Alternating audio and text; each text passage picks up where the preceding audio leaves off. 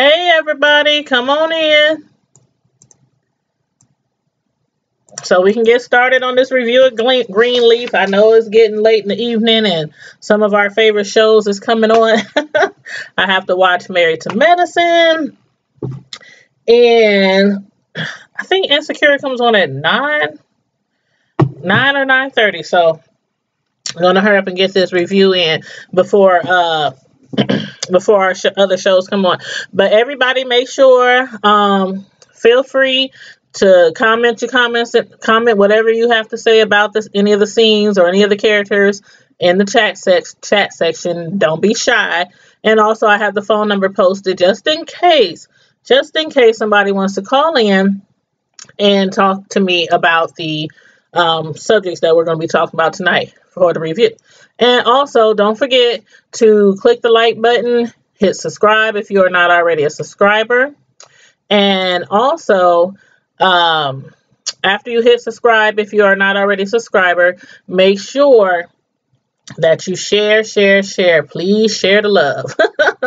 But anyway, again, tonight we're going to be going over Greenleaf, and I thought the last episode was really, really good. Oh yeah, and before I go, I just want to make sure everybody knows my other social sites. My cake decorating site is Tanya's Delight Slice by Slice on Facebook. Twitter is Tanya's Primetime TV / media reviews, just like the YouTube name. And also, you guys know we have a group on Facebook. I actually started that group a couple of years ago, and that group is called Primetime Drama TV of Color and Media News and Celebrity News. So make sure you click to join that group. Feel free to join that Facebook group. It's kind of like the sister group to my YouTube channel. So Primetime Drama TV of Color on Facebook. Make sure you join over there. And also, if you're in the Omaha area, you know I have a promotion every month. I give away free cakes every month on the 1st. You just have to be subscribed to my YouTube channel as well as my cake decorating page on Facebook. And that link is in the chat. So let's get started. And again, if you have anything to add to the review, please feel free. Chop it up in the text in the chat section. Do not be shy. Now, previously on Greenleaf, we saw how Lady May, she had ended up, after coming to terms that her and James was no longer going to be together, she had went to visit one of her older friends, Pastor Peterson, played by our very well-loved Patti LaBelle. And Lady May had revealed to her how she wanted to start her own church since her and Bishop was going to be separating. And Pastor Patterson told her, you know what? That's your church just as much as it is his. Even if you guys are not on one accord right now, stay there, fix it, take over that church and, do you there instead of trying to open another church. And we also saw how Miss Rochelle Cross, she also is up to no good as usual. And she had came to the gala. And, after the bishop had told her he didn't want to have anything to do with her. And then after that, she had talked to Sister Clara and told her, you know what? Whatever situation you got on financially with the pastor and Lady May, you know what? Maybe you should seek a financial advisor first before you give them any more money. And then also we saw how Charity was arrested at she was out of town. Actually, she had went to follow Jabari to go on tour. She took baby Nathan out of town. Jabari didn't need her anymore. He also moved on to another woman. And also she had got in trouble because, her son's father had got upset because she took the baby out of town because he wasn't supposed to go out. She wasn't supposed to take him over the state lines. And then we saw how Jacob and Carissa, after dealing with their bad daughter, Zora, keep acting up and everything, they finally decided, first against Carissa's wishes, to let her go stay with Lady May. And maybe she can make her get some get right. And so now we're on to the last episode. And it opens up with Lady May. She's still pondering about going to college. For one, it's never too old to go to college. But Lady May is trying to go to, I guess, missionary school. And so she's looking over brochures, and also she's, thinking about, what she's going to do, how she's going to run this church. And I'm thinking she really wants to get into missionary school because she, I guess, needs some kind of backing for the church to let her, run the church if the pastor or the bishop actually does step down. Then after getting a phone call from Sister Clara, she's just assuming that Sister Clara is, ready to give them the money that they need to pay for their taxes. But instead, she tells her otherwise and that she cannot help her out. And so then Pastor Lady May, she goes to tell the bishop, about the situation. Sister Clara just called me. She claims that she can't, help us. And she wants to know, did he know? And he already found out because her money manager had already contacted him. So while he's telling her that, she's like, well, how the heck, did they find out, we're having money issues? And of course, obviously, it's all over social media. And his receptionist is also related to Sister Clara. That's like her auntie. So I'm assuming that maybe maybe his receptionist, might have had something to do with it as well. But other than that, it's all over social media about their financial woes. So I don't know why she's really surprised that other people have found out about the money situation. And so, and another thing is like the whole reason why they're in this money situation. At first, I thought it was the church's issues at first, but then come to find out it's actually their issues. And it has something to do with the offerings. And Lady May was like, you know what? Why didn't you tell me that the offerings were taxable? Or, and I'm like, it's income, right? It is income. So I don't understand why she was so confused about that. And he was throwing around the fact, you didn't have nothing to say when I was buying cars and we was going on trips and, living it up lavishly. So, she didn't have nothing to say about that. And again, how could you not know that the money that you receive in church, okay, some of the money goes to the church, some of the money goes for bills, some of the money goes to the pastor, and it's taxable income. So again, I'm confused about that. Y'all fill me in if I'm missing something here. I never ran a church before, only donated money. As much as I can. But anyway, the next morning, Lady May, she wakes up Zora because again, Zora is living with Lady May right now because her parents cannot control her. And I was cracking up because Lady May was waking her up early in the morning for Bible study. And most people might look at it like, why is she waking her up for Bible study in the morning? But I was cracking up because it brought back memories of me growing up in a very religious household, by the way.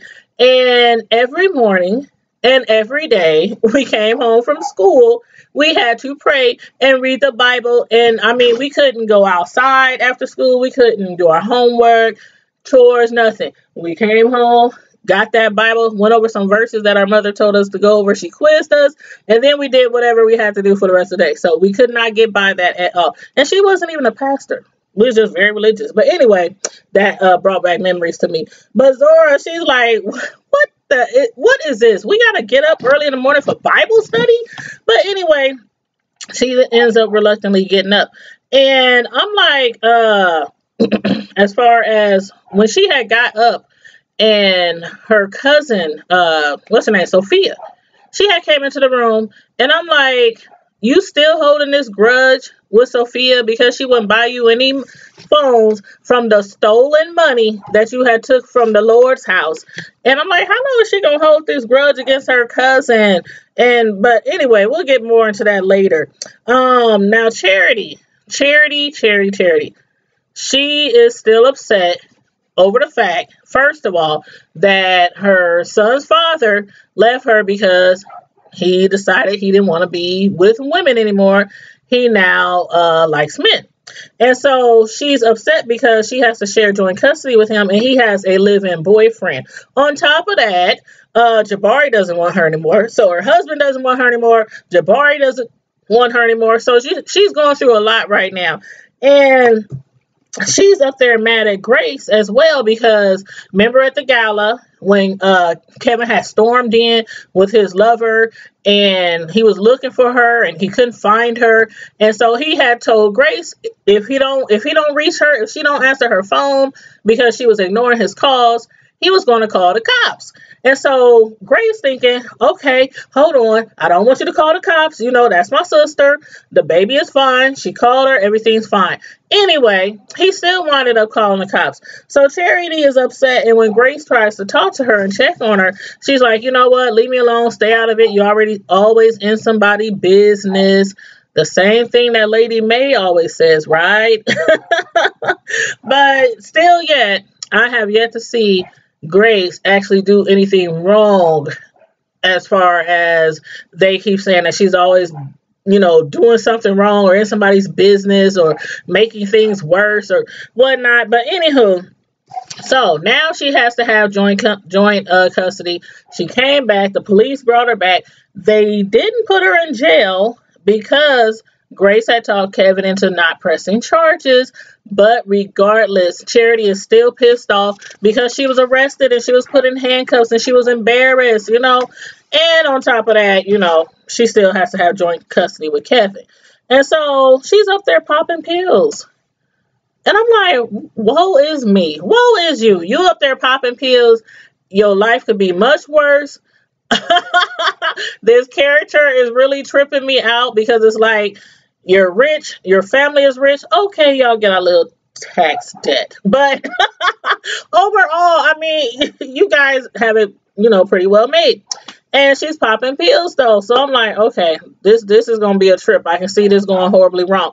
And then Lady May, while she's up there studying with Zora, again, like I said, Sophia, she had came up to her, she was trying to talk to her. Lady May had to tell her to speak to your cousin. Speak to her. Say hi to your cousin. Your cousin said hi, good morning. And she's like, hi, whatever. So again, she's still holding grudges and I don't understand why. But then while she's out running, Sophia, she's out running, because after she came downstairs, said hi, hello, whatever, she went for a run like she normally do. And she started to get sick and started to have it looks like she was having pains in her side. And I'm like, out of all the people on this show, sweet Sophia, who is very caring and looks out for everyone, had to be the one to get sick. And from those stomach pains, I didn't foresee that it would probably be something that would result into her having surgery, but we'll get to that later. Rochelle, how do y'all feel about this, Miss Rochelle? She's a snake in the grass.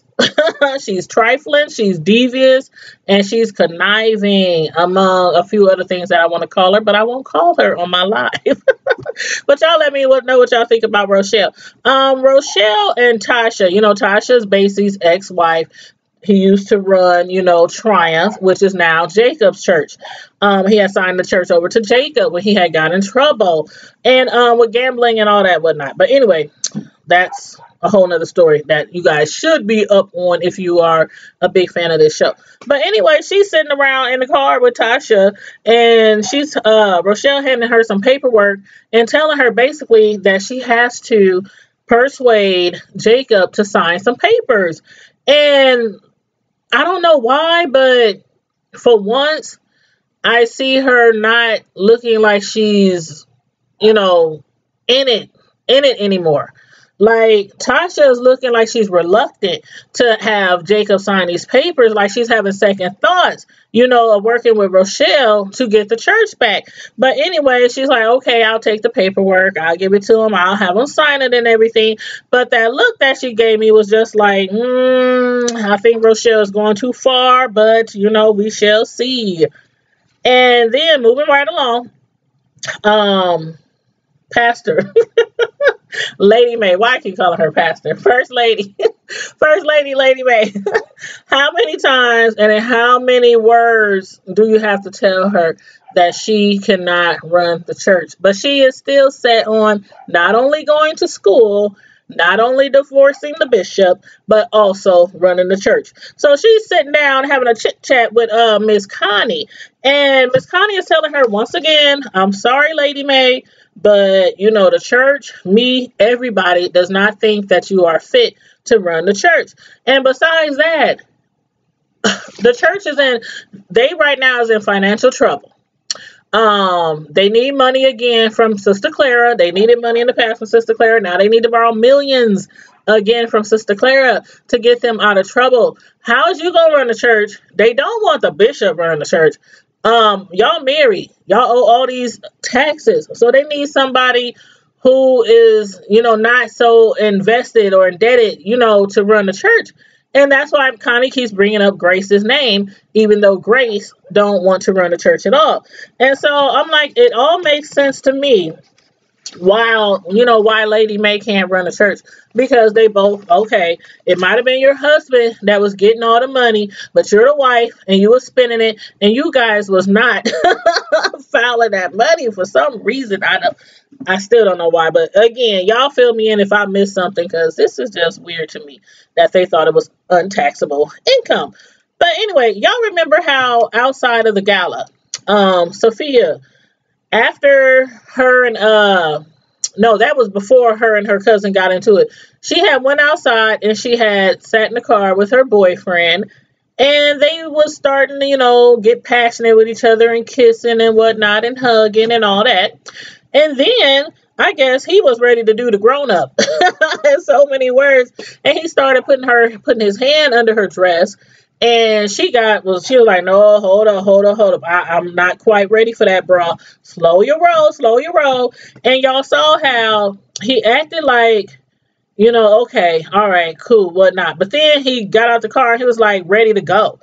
So, you know, basically he had got upset because she didn't want to have, I don't know if he was trying to have sex or he was just trying to get his feel on. But regardless, she wasn't ready for it. And so now he shows up, you know, while she's teaching her class and everything. And he walks in and, you know, he looks kind of like trying to look all shy and stuff and bashful. And asks her to take her out, you know, for dinner or out to eat. And she tells him, you know, an apology would be nice. She hasn't heard from him in a while. An apology would be nice. And so he's like, yeah, you know what? I do need to apologize to you because I was wrong. And then moving over to the bishop. Excuse me, I got comfortable. And I'm right in the middle of the screen.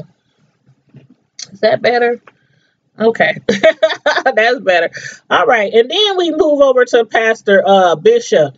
Now, remember, for the gala, he had invited his old friend Percy to come to the gala. And it was in hopes that he would be able to persuade Lady May against, you know, seeking to divorce him and trying to, you know, bring them together, you know, peacefully or whatnot. It didn't work. But anyway, he's up there talking to the bishop. And the bishop came to him for advice because he had once upon a time had some tax issues. But the bishop, friend Percy, he is like, I don't see what the problem is. And the bishop was like, what you mean you don't see what the problem is? I owe all this money. I need the name to the attorney or whoever it was that, you know, got you out of your situation. And he was like, why, when you got this pretty little bunny hopping around? Well, he actually said prancing around. But prancing around your party. And her name is Rochelle. And so the bishop was like, you know, why, what you bringing her up for? You know, he's like Percy's telling him how she's involved with that cryptocurrency, something I know nothing about, but I keep hearing about it, especially in movies. But anyway, basically she's rolling in the dough because of money from her exes or husbands or whatever, and also for this cryptocurrency. And so he said, you should talk to her. And he's like, no, I'm not trying to deal with her. She's already brought enough trouble to me. And, you know, Lady May, that's why we're in this whole situation now, you know, getting a divorce. And so he was like, nope, just give me your lawyer's or your attorney's number and I'll call him. On the other end, Percy is like, okay, I get a number as long as you give me Rochelle's number. And I'm like, what y'all get from this scene? Because when Percy was saying, well, okay, when the bishop was like, how do you know all this information about Rochelle? How do you know what she's up to? How do you know how she get her money and her coins? And for him to be like, beating around the bush with his answers, he was like, does it really matter?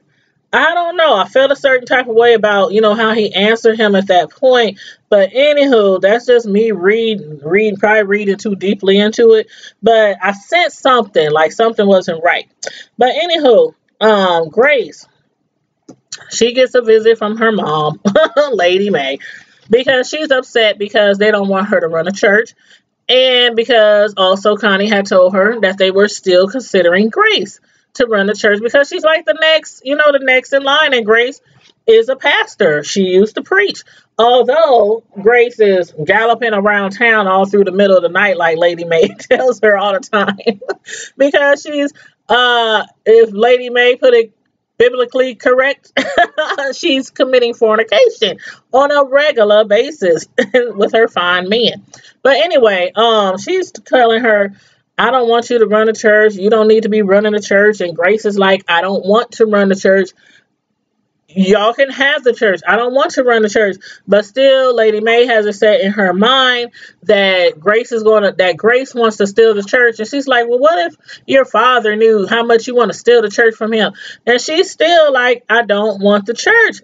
And basically, all you have to do, Lady May, suck up your pride, make up with James, figure everything out, and maybe if y'all made up and work things out, maybe that would put you in a better situation, a better position to try to run the church.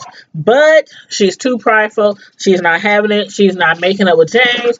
She's going full forward with the divorce. And then on her way out, she reassures Grace that you will never get the church as well. And then she walks out. And I'm like, okay, now we're moving back to Tasha. Now, Tasha, she had went to see Jacob, and she had all the paperwork in her hand, and she had wanted him to sign a paper. But for some reason, again, she seemed reluctant to get him to sign the papers. Now, granted, he was up there, and I think he was playing chess with his little son, with his cute little son. And she was sitting there looking like, dang, should I really do it? Is this right? She was feeling some type of way.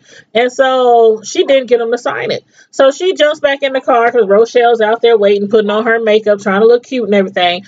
And she's up there telling her basically by the expression on her face, Rochelle already know, oh, you didn't get him to sign the paperwork, did you?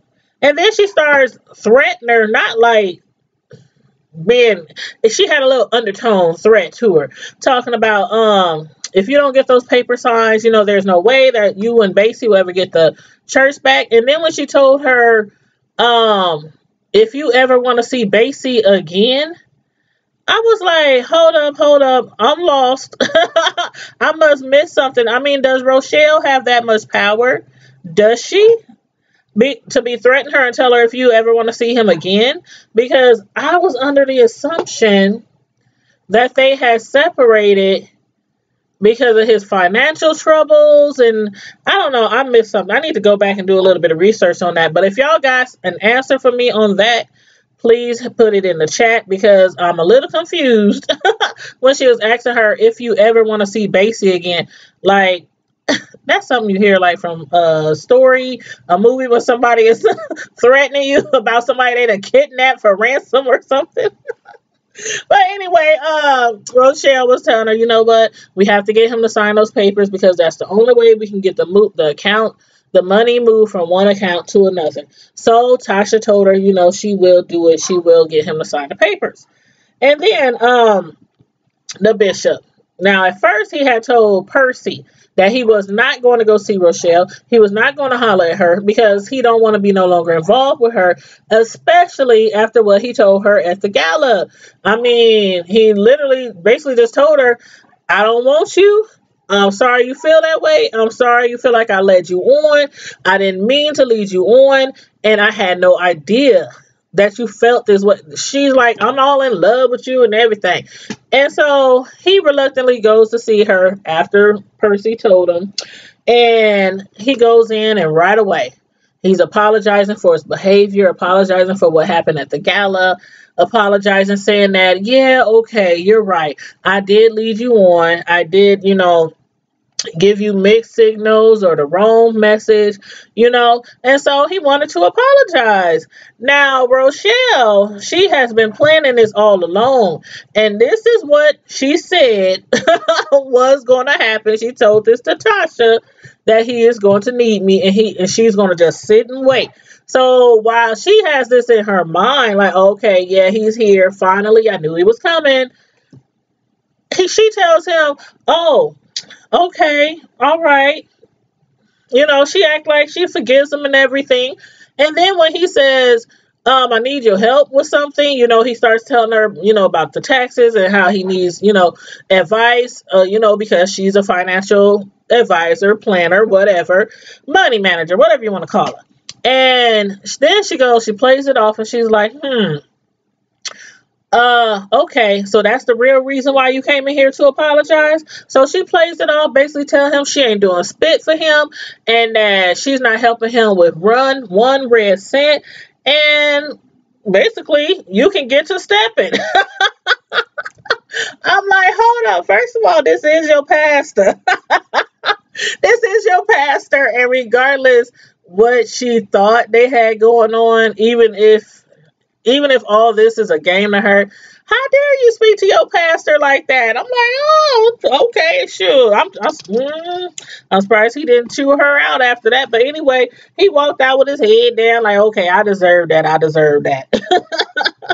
But anywho, back to Sophia. Sophia, she comes down to talk to her cousin Zora, who is still upset with her. And she starts like feeling some side pains again. And Zora was like, trying to be smart and stuff, because she's still beefing with her, over the money situation. And then before that, she was already upset with her because she had told Jacob and them that Zora's boyfriend was beating on her. So she's still pissed off at Zora. And she's like, oh, you probably just pregnant. Are you sure you're not pregnant? And Sophia, of course, is not pregnant because she hasn't had sex yet with her boyfriend. And then after that, it just switches to a scene where Grace is sitting around with her boyfriend, and they're having, looks like Chinese or something. And she gets a phone call that her daughter is in the ER. So everybody dashes to the ER, and Grace is the last one to arrive. And they find out that Sophia is, whatever was bothering her with her side is really something serious. She has to have surgery. And they said that something caused ovarian contortion. I've never heard of that before. But little Sophia, she's like scared out of her mind. Her mom is scared. Everybody's praying. Everybody except for Charity. um, Grace is like, you know what? Everybody is praying, and she's telling her daughter, going to be fine and everything. Charity on the other side, she's like, all high off of them. She was taking Oxy. She was on Oxy. And I didn't know what that was at first that she was on, but then her mom, Lady May, said it was Oxy later, and when she had to get help. But anyway, she's up there, she's high off of Oxy, and she's like, I had a baby before and it died, and if you need help, get sliced and diced. There's nothing new. Nothing good. I'm like, okay, her character has really went left. This is not the Charity that I remember from season 1. But anyway, she's up there talking all crazy and stuff. And I'm like, somebody please set her down somewhere. But it said Lady May, she tells her, come on, let's just go get some water. Let's get some water and sit down somewhere. And so Grace did, after that, run in with her sister. She finds Sophia, they got her on morphine and everything, getting her ready for her surgery, getting her prepped and everything.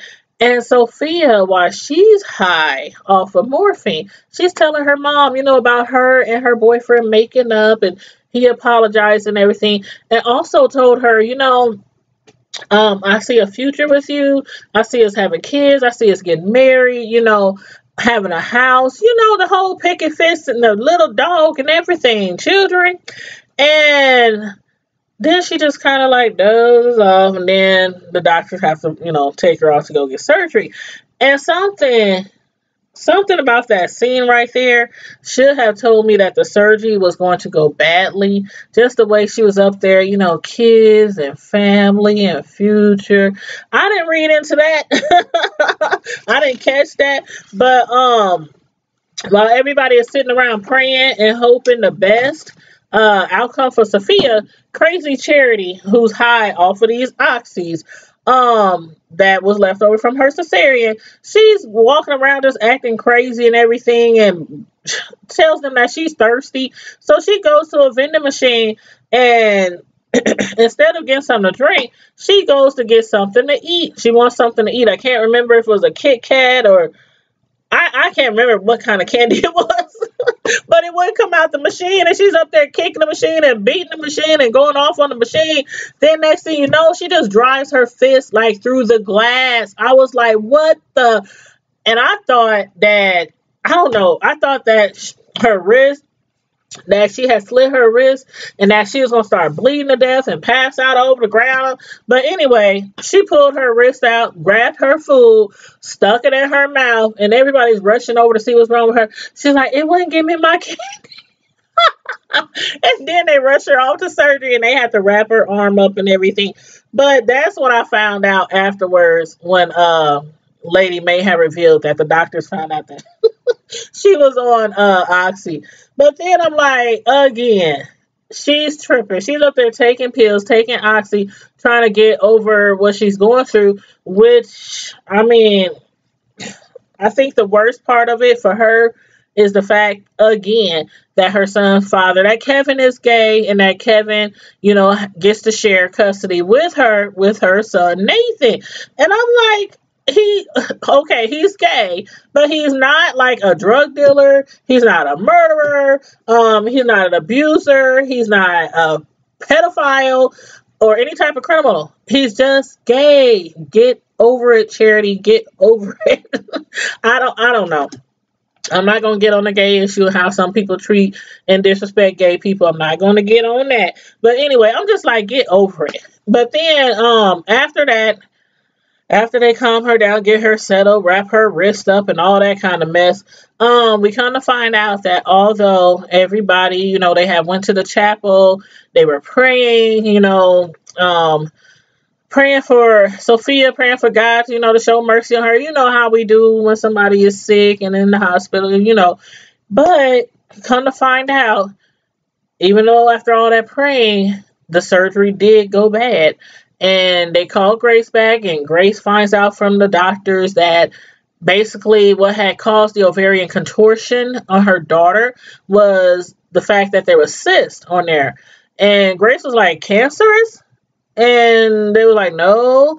But the cyst that was on her ovaries, I can't remember the name that he said, but it's the kind of cyst that grows hair and also grows teeth.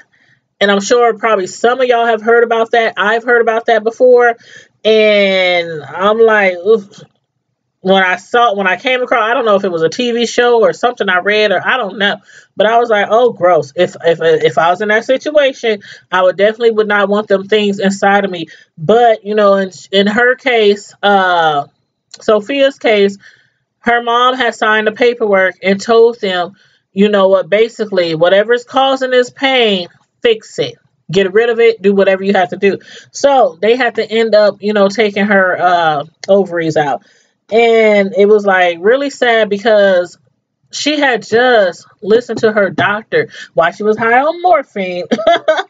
But regardless of the morphine, she had listened to her tell her that her boyfriend sees kids in their future, marriage, home, doggy, all that, white picket fence and everything. And so Grace, I'm sure she's thinking about that, like, oh God, my daughter is never going to have children naturally. And I'm never going to be able to have any grandchildren naturally. And so I'm sure she's thinking, how the heck am I going to tell my daughter this when she does come back around? And then back at Triumph, Tasha, she manages to get Jacob to sign the paperwork. But for some reason, again, I still feel like she was reluctant to do it. Like it wasn't something she really wanted to do. Also, after he basically tells her, you're kind of like family, I guess because she's been around them for so long. He's like, you're like family. And she's like, oh God, it just looked like she's feeling awful, like feeling sick about what she's up to with Miss Rochelle. But still yet, Jacob signs the papers. And then finally, after much thought, after much prayer, Bishop James, he actually signs the papers as well. But those papers are for divorce. First of all, he had tricked Lady May the first time when he was talking about divorce and all this. He was just trying to get her to see that it could get to that if they didn't fix what was going on, if she didn't knock it off by thinking that he was messing around with Miss Rochelle. And so it backfired. And instead, she went to go see her lawyer and had him draw up some paperwork for the divorce. So he brings the paperwork back and he's telling her, you know what, I prayed about it, I thought about it, but I think this is the best thing. And, I see him just wanting to satisfy her. And also, as far as the church, I think he's looking out for the church as well, so that the church would be okay, and Grace or whoever runs the church would be fine, and they could detach themselves from it financially because they all owe all this money. And what I'm getting out of this is that if they all owe all these millions, that the church could be partially responsible. That's what I'm getting at. And that's probably why Connie wants Grace to be pastor instead of Lady May as well. So, y'all let me know what y'all think about this episode. If y'all have any comments or anything about the characters.